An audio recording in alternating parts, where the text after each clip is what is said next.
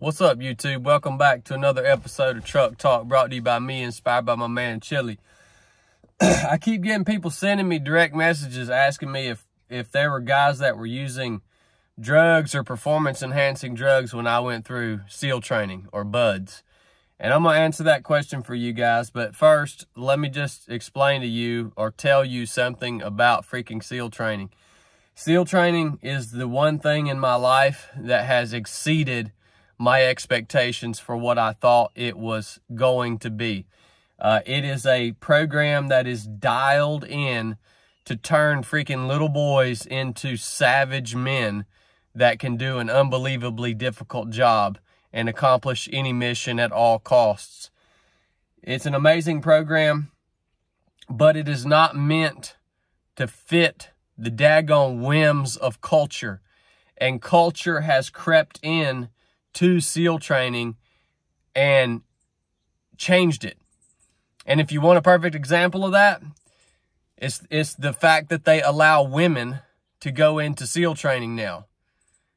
That's culture creeping in to that freaking organization that's supposed to be the most elite fighting force on earth.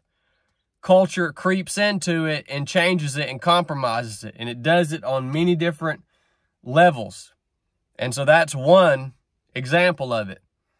I have personally been freaking lifted off the ground by the nape of my neck in SEAL training and body slammed into the sand.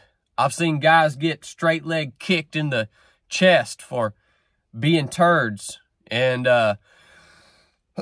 you know what, man? I'm glad SEAL training's that way. I'm glad I had an instructor snatch me up when I was being a freaking turd and body slam me into the ground, man.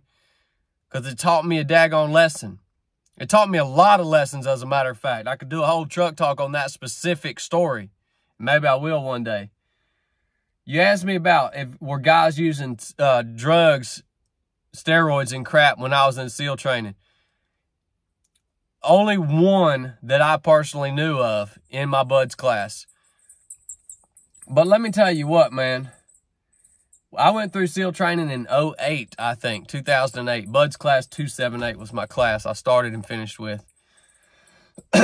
All this steroids and all this testosterone and crap, that stuff was taboo back then, man.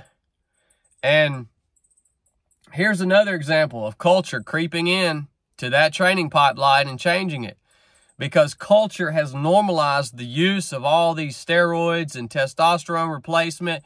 And it's because every daggone joker on social media, not everyone, 80 or 90% of the people on social media and YouTube that are fitness influencers, that are in the workout space, in the military space, the training space, they're all doing these performance-enhancing drugs. They're all most of them are getting them prescribed, and it's been normalized by culture.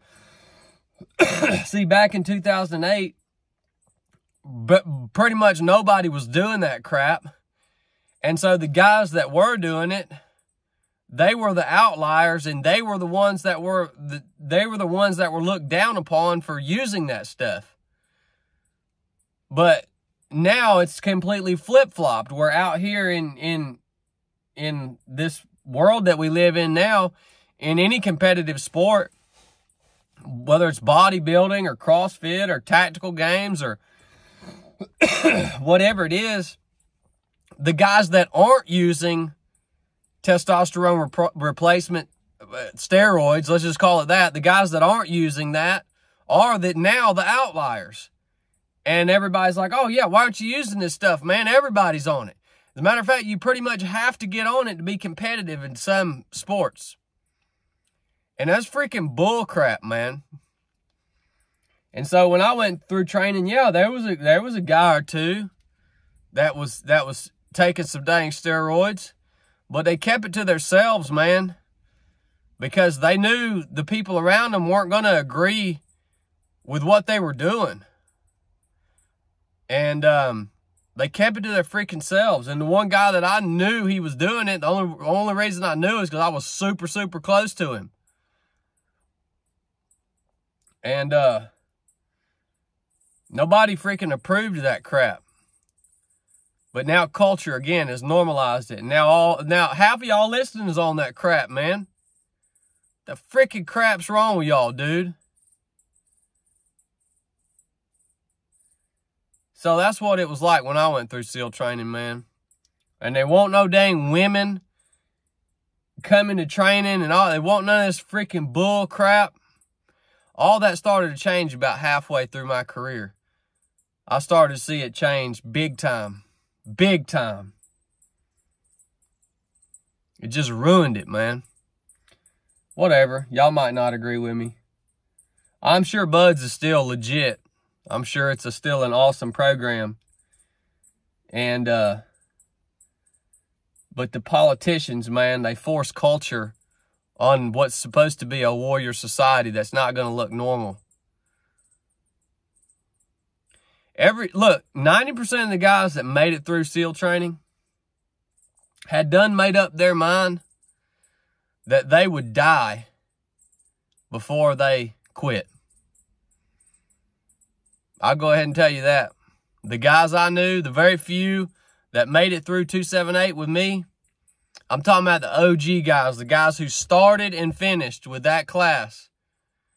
There might have been 10 or 11 of them. Those guys had done made up their mind they were going to die before they freaking quit.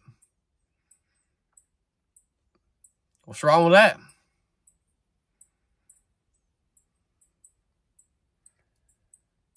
So that's my answer. You bunch of freaking turds out there doing your freaking testosterone and screwing everything up for everybody. And why can't we just all work with what we got, man? Freaking turds. If you got anything out of this episode, go get you a hat, get you a t-shirt, keep my man Chili in the dungeon. You guys know it means a lot to me to know that you guys would spend your hard-earned money to support us here at 307 Project. You guys keep watching, keep listening, keep supporting, and I'll keep these truck talks coming. Sick as a dang dog out here doing a truck talk for you guys. I love you guys, man. Enough said.